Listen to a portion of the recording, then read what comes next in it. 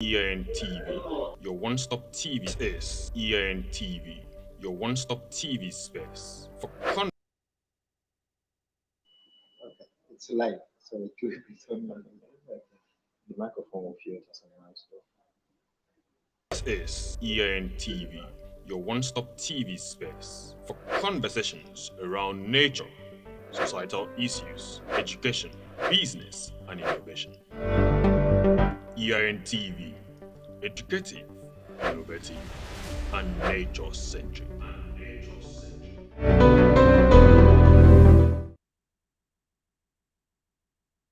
From Abuja, Nigeria. We've been reporting from Uyo, but this time around we have to, take it live from Abuja.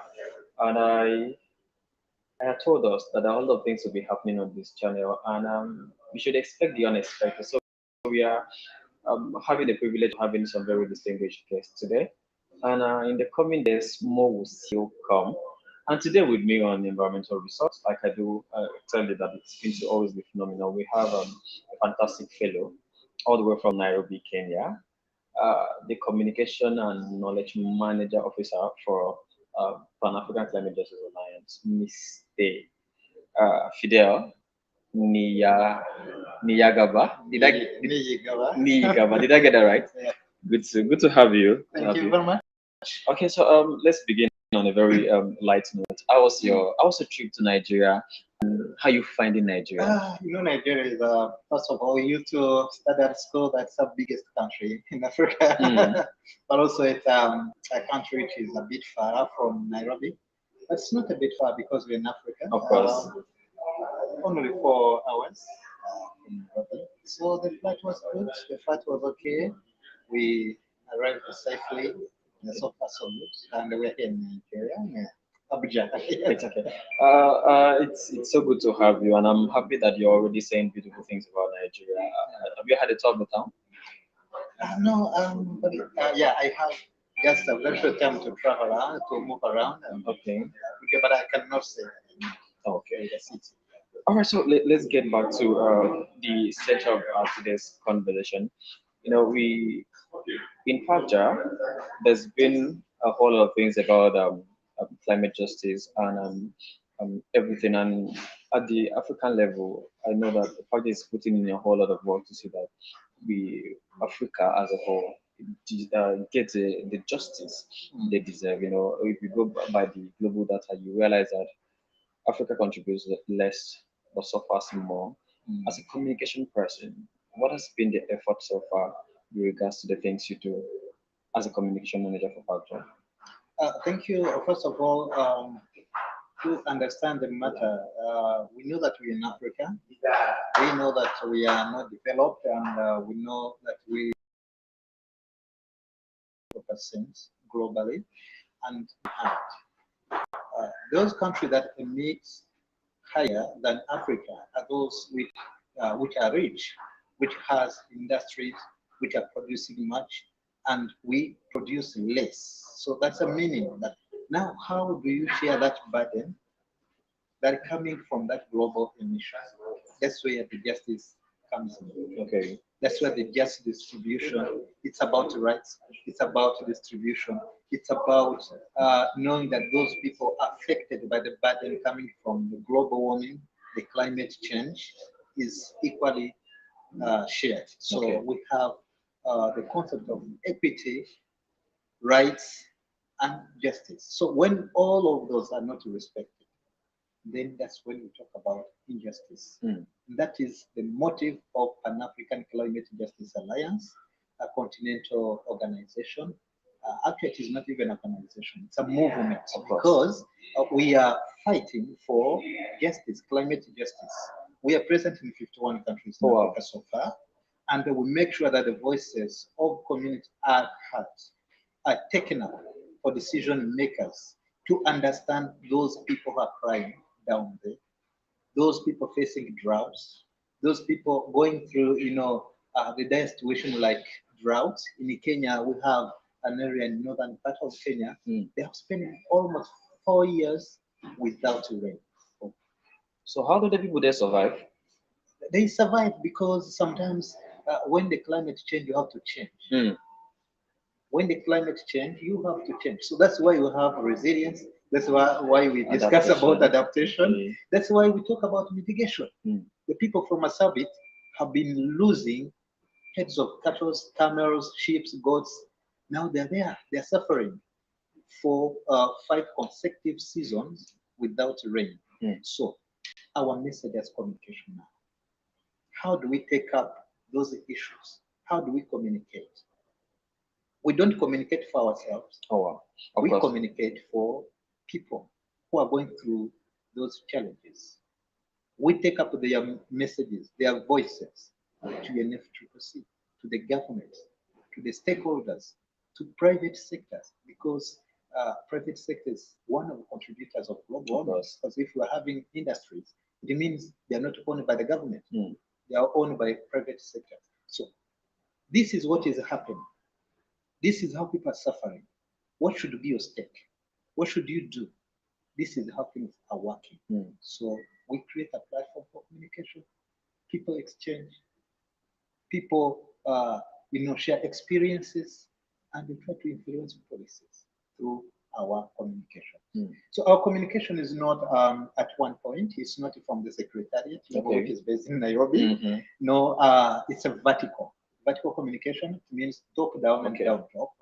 But also we create that space of horizontal communication. Beautiful. How, for example, Nigeria people can exchange experiences within Niger, with Mali, with the DRC Congo, since they share borders, for example. How can one learn from another one? That's another form of communication, horizontal communication we are trying to come up with. All right, thank you so very much, Mr. Fidèle. And I'm glad you were saying this, and you're saying it from a very compassionate position. Let's get to know those communication strategies, because I know you wouldn't just wake up and start communicating.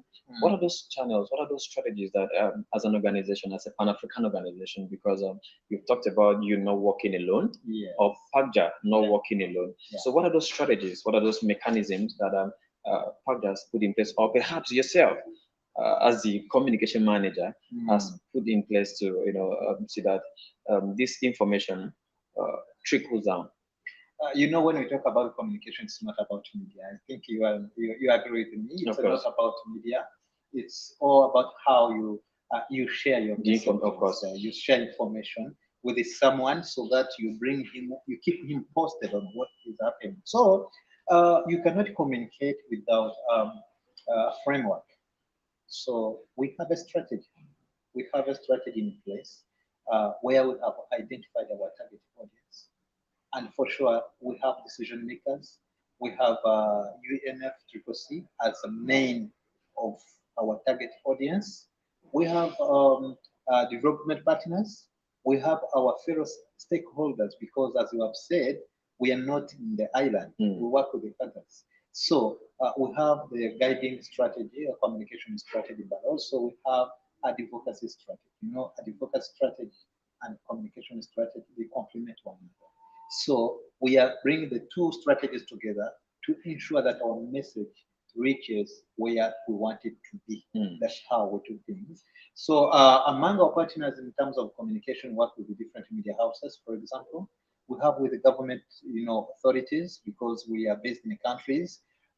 We ensure that what we do is known by governments, and they take the mainstream what we are doing into their government policies to ensure that they are addressing the impact of climate change in their respective countries. Okay, thank you very much. Ladies and gentlemen, this is Environmental Resort on ENTV. My name is Edion Singing and Dunobong. Today I'm having with me a very hardworking, because since I got to meet him in person, I've seen him quite busy, and of course, he's not just doing this for himself. Fidèle has been my guest today, and we are having a conversation around pushing the frontiers of climate justice, the role of the media. And he's a communication person, he's a media person. So he's just sharing his thoughts, his views on this issue, not just as a person, but also as an organization. As you can see on his vest, there's a crest factor. So PAGJA is an international, a Pan-African organization with so wide a reach across Africa, and have been doing fantastic stuff around the environment and how we could demand and get climate justice as a people. So, Mr. Fidèle, let me get back to you. your journey to Nigeria, something must have brought you here. And it will not be fair that we finish this conversation, or we have this conversation without you talking about what brought you here. What has been, what was the essence? Let me put it this way. What's the essence of your visit to Nigeria? And has it been achieved? Is it work in progress? What is really happening? First of all, let me tell you that among the 51 countries where we operate, where we are present, Nigeria is one of those countries. So if you're Nigerian, you should come. Yes. And also, Nigeria is one of the dynamic. We have to ensure that our communication reaches at the grassroots level, or communities there down. We have what we call a national designated platform. Okay.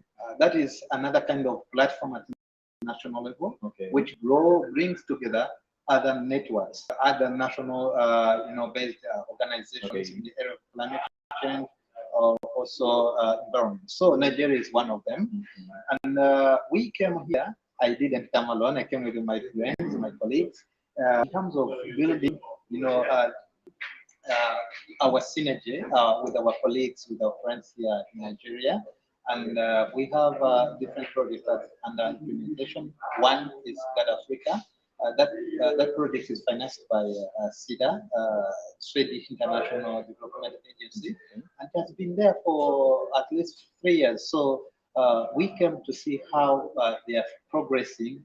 We came here to know which challenges are they facing, and so forth. So it's part of our communication, the communication we've been talking about. We communicate, we listen to you, you listen to us, and then we look for solutions. So we were very happy to find that this country, our national platform here in Nigeria, is very dynamic, and we're quite satisfied. We move on.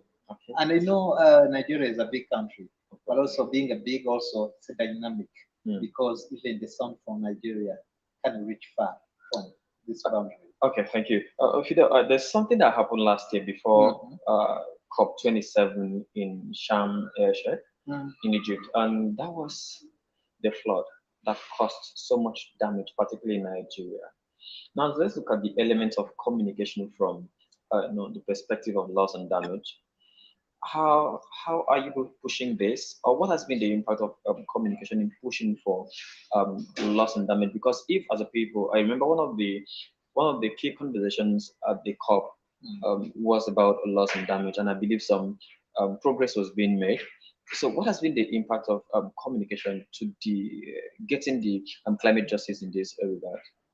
Before maybe coming to the answer of that question, let me start with the last year. Loss and damage has been at the heart of ACTA. All our advocacy processes. It has been at the heart of what we do. And let me start from just before COP27. In February last year, there was a conference on loss and damage in Malawi. Okay. That conference has come up with a communique or a statement about loss and damage. There were 14 demands addressed to the national governments, addressed to UNFCCC, or other UN frameworks to address the loss and damage. Loss and damage has been discussed since almost 40 years ago, because the conversation around that started around the 90s. So PACTA, which now started, now we are above 10 years. We celebrated, last year we're celebrating more than 10 years in existence. So what happened, we kept on, advocating for loss and damage. Please, African countries are suffering. They have not caused all this, but their people, the African people are suffering. We need finance for loss and damage, okay? So we convened that conference in Malawi, the long way, and we came up with a communique which has been shared with different parties. We kept on pushing.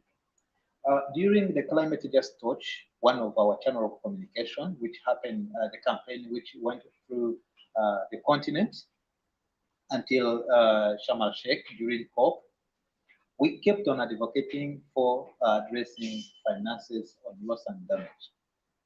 Last year, before COP, as I said, Nigeria was one of the countries that went through the severe floods. People were displaced, people lost lives, properties were destroyed, things like that. It was very touching. It was very touching. And then we kept on telling rich countries, the global north, that Africa is suffering from impact and they have not caused this. It's coming from you. You need to repair these damages. Uh, there was conversation around financing and financial loss and damages, yes, and I think Malawi is one of beneficiaries of loss and damage funds, but still it doesn't stop all this happening. Currently, as we speak, recently in Fidèle, there was a tropical cyclone. Yeah. It starts from Madagascar all the way Zimbabwe, Mozambique, but Malawi was seriously hit. As we talk, more than 500,000 are displaced. More than 500 people lost their lives. We still have more than 1,000 who are still missing. The country cannot repair as we talk. This is a very strong message that we need to understand, that we need to communicate. Partly communicate, partly advocate, but also we need to understand the matter. How are we addressing loss and damage? This is what we've been talking. Next month, 3rd to 5th, we are again convening another symposium on loss and damage in Malawi. So the same objectives, we are amplifying the voices. We are collecting community voices who are affected. Recently, I was speaking with the people from Madagascar. Okay. There are those, we have people who lost. I imagine how the people of Madagascar could living in an island and a very small space and the things that are happening. And you know what happened? There was alerts that the cyclone is coming. People tried their best to make sure they mitigate, they reduce the severity of what would have happened. But it happened. People are displaced. People are being lodged in schools. You see, government tried their best to address the challenge. It was not possible because it is beyond their financial capacity. So communication for us is it's not on one line. It's for different horizons. All right, thank you very much, Mr. Fidèle. I know if I allow you to talk because, like I had said earlier, that you're somehow I notice you're emotional about these things, and that's just when they come to the loss of lives, for sure. Because I understand we are first human before we are anything else, and we should always at every point show compassion. And I must appreciate you for that part of you. But there's something I would like you to talk about with regards to the receptivity of information around climate change, talking about loss and damage, climate finance, because there's this sentiment that even if they happen to send it money for loss and damage or perhaps climate finance, that African leaders would want to do away with them, talking about corruption now. And I understand that this is a problem. Is there anything you are doing as a communication person to, or the media generally, not you now as a person, the media generally doing to say that they suppress these things from happening? Because as we're demanding for climate finance, loss and climate justice, reparation for loss and damage, and the money comes, the government, the leaders do their thing, and the people will keep suffering. So, what are we doing to this fact? There was a long discussions and a long journey to, at least for those who are following us, let's tell them that during one of the outcome of COP27 was the agreement to establish the fund for loss and damage. Yeah, of course. You know that, you remember. So, and it has taken several years just to be covered and agreed upon by negotiators that at least we can have this fund. But also, we remain with how that fund will be operating? Who will be responsible? How shall we get that money to fund the loss and damage? So those are discussions which are still ongoing. But also coming back to if we get that money for loss and damage, what about the management? This touches on the side of governance at national level. Yes, we understand the context is different, and there is a commitment. But also, I believe that when there is like a disbursement of funds, there's also a mechanism of how to use those funds.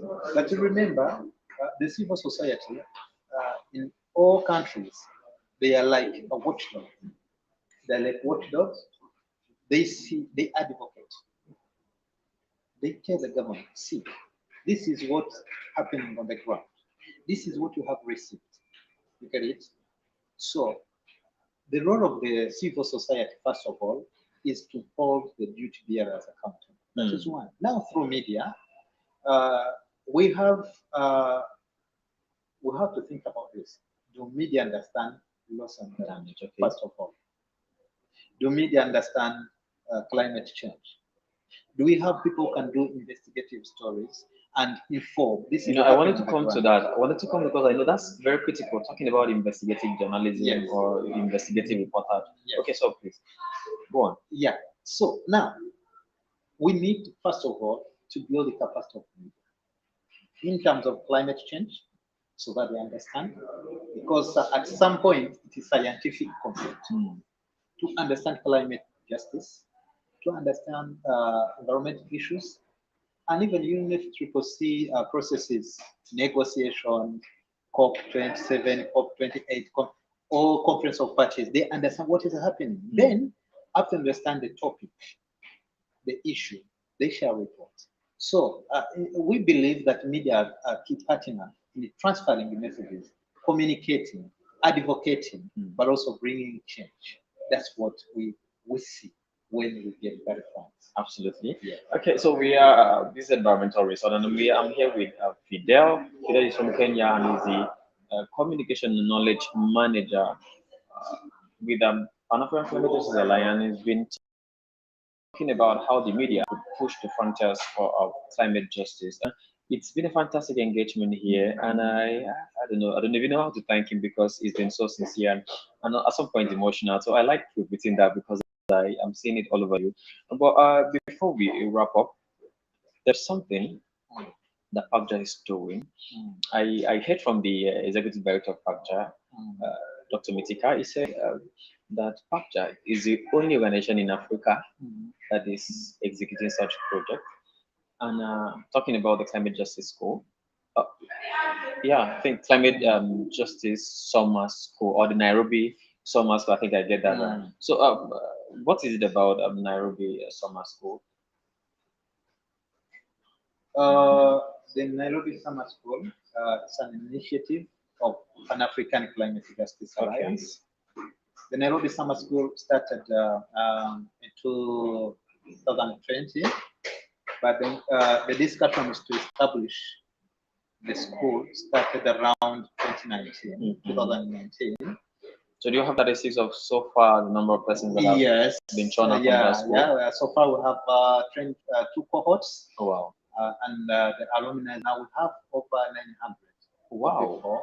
Who were trained through Nairobi Summer School.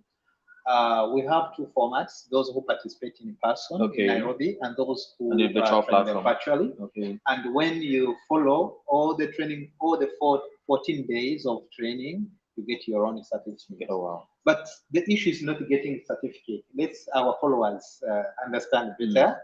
The purpose of the Nairobi Summer School is to equip, sharpen, or allow the will of young people to understand matters related or pertaining to climate change and climate justice.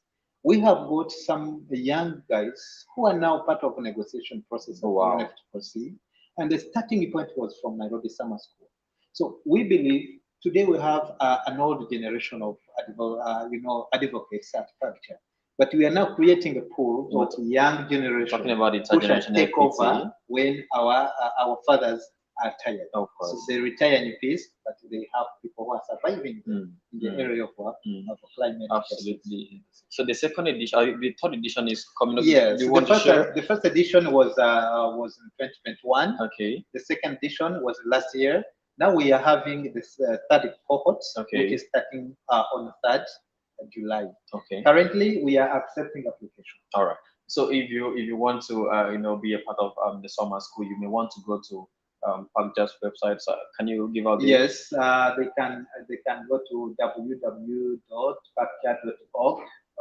or Nairobi or summer school. Okay. That can be redirected to where you can have access to the form where you can apply. There's no conditions. Actually, we have criteria, but also it's not very difficult because you don't need to be like a master's holder. Okay. Even if you have a secondary certificate, you will have maybe bachelor's degree or master's degree, but the condition is below 35. So we want young people who can at least sustain the journey process. of climbing. All right, thank you so very much, Mr. Fidèle. It's been quite a fantastic moment having you come on the show this evening. But before you go, is there any advocacy you want to raise? We have different wings of advocating. Okay. Maybe something we have skipped. We have what we call young digital activists. Okay. Yeah. So those young digital activists, they are youth scattered across the continent who are working with the government, with the communities. So they take those voices of communities via social media platforms. We've been building their capacities. Okay. So maybe before we wrap up, as we said, climate has changed, and we have climate change. After changing, we are facing climate change impacts. Of course. It has shifted from a scientific level to environmental level. Now it has reached the level of a human right. So climate change is no longer environmental issue. It's a human right issue. So if you want to address the injustice, let's speak one language. And we advocate for climate justice. For those people who are suffering, for those people who are who have become orphans because of floods, droughts, and so forth. For those old people who cannot, save their lives when the disasters strike.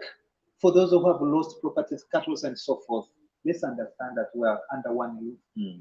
Whether you like or not, we shall die when we don't take action. Of course. Yes. So the message is that everyone should take action. Thank you so very much, Mr. Fidèle, for sparing us your time. Thank you very much for hosting me. It's a pleasure for me, actually. We hope to engage subsequently, either virtually or however the opportunity will present itself. Thank you so very much once again. I will still be there and I'm available for any discussions. All right, thank you. All right, ladies and gentlemen, you're still on to Environmental Resort on TV, and today we're talking about how the media could push the frontiers of climate justice. Of course, the impact of climate change, like Mr. Fidèle rightly said, that climate change is real. It has gone beyond just environmental issues to becoming a human rights issue. And what are we saying? That you out there, you should take action. Don't say it is their thing, but even your government had to, do some funny things with the money that is being released. Nigeria, we talk about the ecological fund and stuff. Keep holding them accountable. And trust me, like what is happening in Nigeria at the moment is a somewhat unannounced revolution. There's so much awareness that people are taking action, holding their leaders accountable. So we should keep doing that. We should keep pushing it.